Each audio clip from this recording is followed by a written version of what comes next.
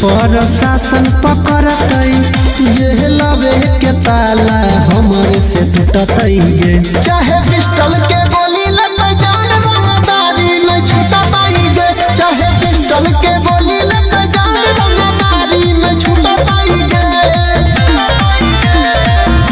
नेता विधायक हमारे देह खैला सगरो के जुटतई गे। चाहे पिस्टल के गोली लगे जान रंगदारी में छूटतई गे। चाहे पिस्टल के गोली लगे जान रंगदारी में छूटतई गे।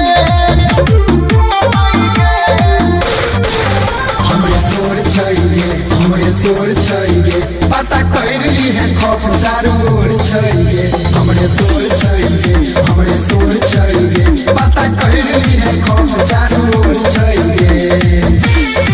म्यूजिक बाय दिलीप सावरिया।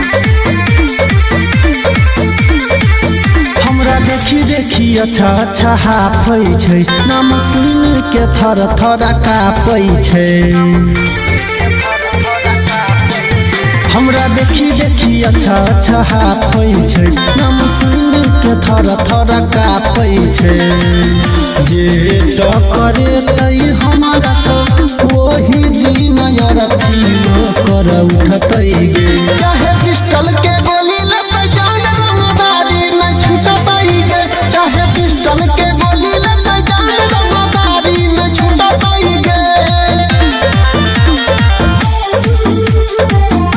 सावरिया रिकॉर्डिंग स्टूडियो हाजीपुर। हमरे लहर चाहिए रंगदार नाम से जाने गाँव शहर चाहिए। हमरे लहर चाहिए रंगदार नाम से जाने गाँव शहर चाहिए।